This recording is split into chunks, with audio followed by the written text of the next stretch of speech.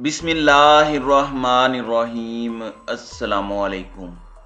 नाज़रीन कराम, नई वीडियो में आपको खुश आमदीद कहते हैं। इस वक्त मुल्क की सियासत में तो हलचल है, लेकिन इसके साथ ही साथ जो धुंध छाई हुई है, जो बेयकीनी किसी सूरत हाल है, अब उस सारे मामले में कुछ धुंध छटने लगी है। और ये जो बादल हैं, ये अब ऐसे लग रहा है कि चीज़ें आहिस्ता आहिस्ता जैसे नवंबर की अहम तरीन तारीख जो आम हालात में भी पाकिस्तान के पूरे सियासी मंजरनामे को शेप करती है, उस तारीख के करीब आते ही बहुत कुछ वाजे हो रहा है। Army chief general Qamar Javed Bajwa की तरफ से भी एक बड़ा वाजे इंदिया दिया गया है कि न्यूट्रल रहना है या मुदाखलत करनी है, एक्सटेंशन लेनी है या रिटायरमेंट की तरफ जाना है। और खामोशी जो है वो तोड़ी गई है और लंदन से बनी गाला तक बहुत अहमियत की निगाह से इस स्टेटमेंट को देखा जाएगा, जबकि इसके साथ ही साथ इमरान खान ने भी तैयारियां अपने उरूज पर कर रखी हैं और इस वक्त बिल्कुल इमरान खान कॉम्प्रोमाइज करने के लिए तैयार नहीं है। बहुत कुछ बैकग्राउंड में हो रहा है, ये नहीं कि कुछ हो नहीं रहा, बहुत सी कोशिशें हो रही हैं, बहुत से नॉन पॉलिटिकल प्लेयर्स हैं, वो भी एक एक्टिव हैं एक तरह से। लेकिन इसके साथ ही साथ खान साहब अपने मोमेंटम को कम नहीं कर रहे, अपने मोमेंटम पर इमरान खान जो है वो कॉम्प्रोमाइज नहीं कर रहे और जो इंपोर्टेड सरकार है उसकी तरफ से धमकियों का वही सिलसिला अभी तक जारी है। अब देखना यह है कि ये जो इस वक्त एक तरफ एक टग ऑफ वॉर है, उसमें क्या सीन होता है और क्या मामला होता है। लेकिन इसमें जो मुख्तदर हलके हैं वो आहिस्ता आहिस्ता अपनी पोजीशन वाजे करते जा रहे हैं। और जो एक एक्सटेंशन की बात है, और अगर इस मामले में आर्मी चीफ एक्सटेंशन नहीं लेते तो मैं अभी खबर भी आपके सामने रख देता हूं, तो फिर बहुत से सवालात भी खड़े होंगे। इमरान खान का वो मशवरा जिसमें आर्मी चीफ की तैनाती को मौखर किया जाए, डेफरमेंट हो जाए और इस डेफरमेंट तक जो मौजूदा आर्मी चीफ हैं वो रहें विदाउट कमांड, तो इतनी बड़ी मिलिट्री या अहम फोर्स जो है इसे हम अफोर्ड नहीं कर सकते, एक दिन तो क्या एक घंटे के लिए भी नहीं। तो इस सब के अंदर इमरान खान का जो वो एक सजेशन था वो अब बिल्कुल रूल आउट कर दिया गया है, ये भी एक क्वेश्चन है। और शहबाज शरीफ साहब जो कि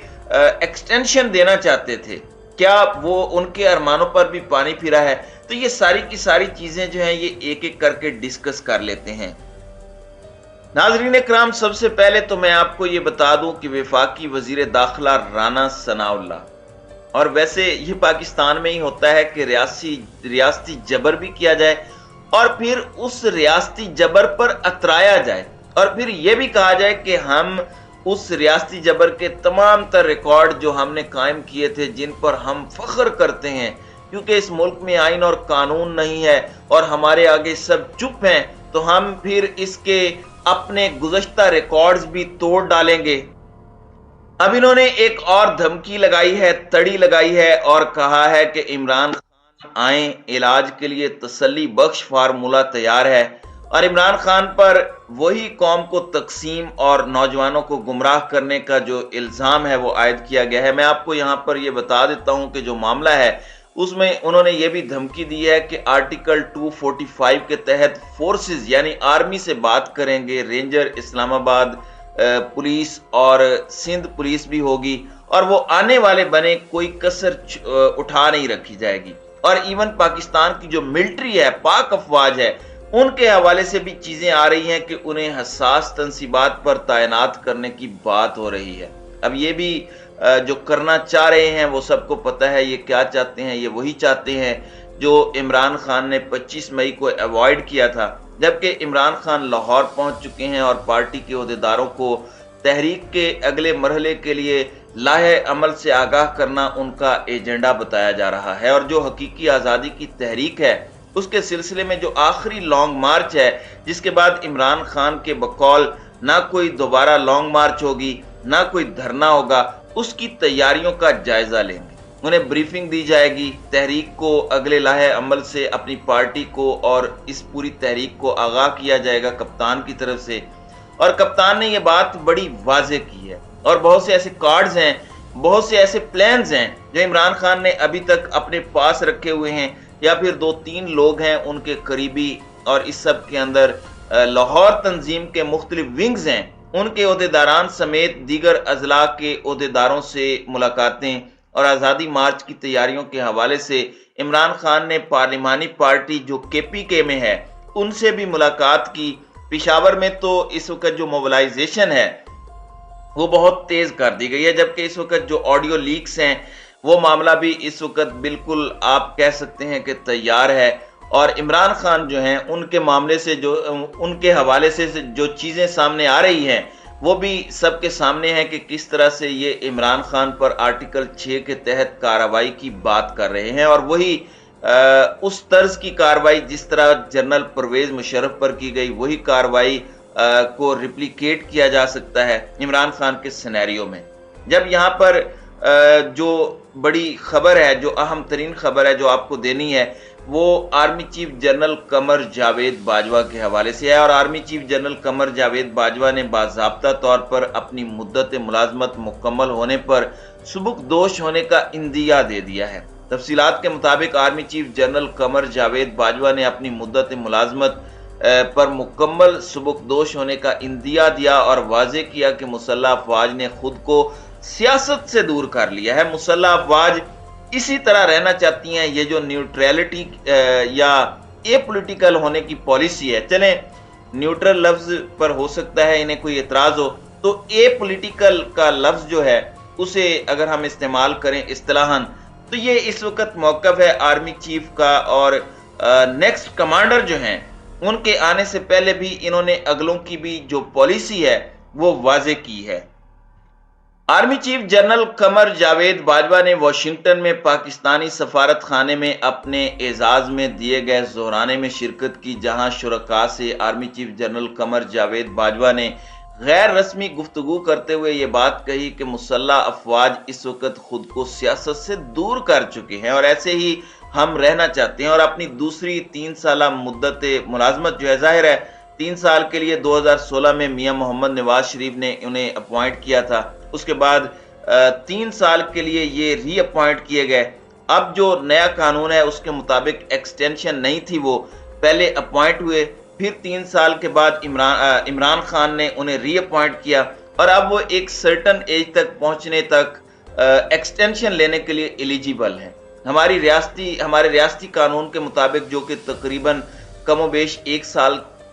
تک کی ایکسٹینشن بنتی ہے، اب آرمی چیف جو ہیں انہوں نے اپنی دوسری 3 سالہ مدت پوری ہونے پر سبکدوش ہونے کے بارے میں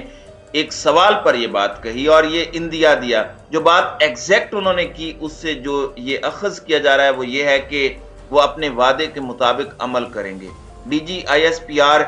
2 سے 3 مرتبہ پریس کانفرنسز میں اور آف دی ریکارڈ تو بہت دفعہ اس بات کا بھی ذکر کر چکے ہیں، اور اس سارے کے سارے معاملے کے اندر میں آپ کو یہ بھی بتا دوں کہ آرمی چیف نے معیشت پر بھی بات کی کہ مضبوط معیشت بہت امپورٹنٹ ہے اور تمام تر چیزیں۔ اب یہاں پر ایک چیز بڑی واضح ہے جو ہمارے پاس اطلاعات پہنچ رہی ہیں کہ نئے آرمی چیف کا نام جو ہے وہ بھی فائنل کر لیا گیا ہے۔ نون لیگ کے اندرونی سرکلز یہ بات کر رہے ہیں کہ جونیئر افسران جو ہیں انہیں سینئرز پر جو پریورٹی دینے کا ایکسپیریمنٹ ہے، اس سے پہلے اس کے بڑے تلخ تجربات رہے ہیں، تو یہ بھی نہ کریں۔ تو جو ٹاپ 3 ہیں ان میں سے ایک آرمی چیف ریٹائر ہو جائیں گے، اور ساتھ ہی chairman joint of chief staff جو ہیں وہ بھی ریٹائر ہو رہے ہیں، تو ان میں یہ عہدہ بھی سینیورٹی کی بیس پر ہو سکتا ہے، یا تھوڑا اوپر نیچے ٹاپ 3 کے جو عہدے ہیں ان میں سے کیا جا سکتا ہے۔ ثوابدید تو ظاہر ہے وزیر اعظم کے پاس ہے قانون کے مطابق، لیکن خان صاحب اس پر کیسے رسپونڈ کریں گے، کیونکہ وہ آلریڈی شہباز شریف کی طرف سے چیف کی تعیناتی جس کے حوالے سے آلریڈی کیبنٹ کے ممبران یہ کہہ چکے ہیں، خرم دستگیر آن دی ریکارڈ یہ کہہ چکے ہیں کہ وہ نواز شریف سے اس کا مشورہ کرنے جا رہے ہیں، اور ایک بھگوڑے سزا یافتہ مجرم سے اس کا مشورہ کرنے جا رہے ہیں، تو عمران خان ایسی تعیناتی پر آپ یہ کہہ سکتے ہیں کہ عدم اعتماد کا اظہار کر چکے ہیں۔ اور فواد چودھری نے بھی اسی طرح کی سٹیٹمنٹ دی، اور فواد چودھری نے کہا کہ چلیں آپ ہمیں چھوڑیں، کیا عوام قبول کر لے گی؟ ظاہری بات ہے کہ ہم بھی قبول نہیں کریں گے ایسی چیز، قانون اپنی جگہ، مگر جو اعتراضات ہیں وہ ضرور لگیں گے، اور آگے نہ بھی لگائیں تو وہ چیزیں پیچھے چلتی رہیں گی۔ تو دیکھنا یہ ہے کہ یہ اونٹ کس کروٹ بیٹھتا ہے۔ ہماری تو یہی خواہش ہے کہ جو بھی ہو وہ ملک کے مفاد میں ہو، اور اس وقت میں یہ سمجھتا ہوں کہ مقتدر حلقے اگر واقعی اے پولیٹیکل ہوتے ہیں تو اس کا فائدہ خان صاحب کو ہوگا، اور اگر پولیٹیکل حلقوں میں سے اگر کوئی یہ چاہے گا کہ اسٹیبلشمنٹ اے پولیٹیکل نہ ہو تو وہ پی ڈی ایم ہے۔ خان صاحب یہی چاہتے ہیں کہ ایک دفعہ میدان دیں، پھر دیکھتے ہیں کہ عوام کیا کرتی ہے کیا کہتی ہے، اور ویسے بھی کسی جمہوریت میں جمہور سب سے بڑا مقتدر حلقہ ہوتا ہے، عوام سے بہتر فیصلہ کن اتھارٹی کوئی اور نہیں ہے۔ تو دیکھتے ہیں کہ چیزیں کیسے انفولڈ ہوتی ہیں۔ تو ناظرین کرام، آپ کی اس ویڈیو کے حوالے سے کیا رائے ہے؟ اب اپنی رائے کا اظہار کامنٹ سیکشن میں ضرور کیجیے گا۔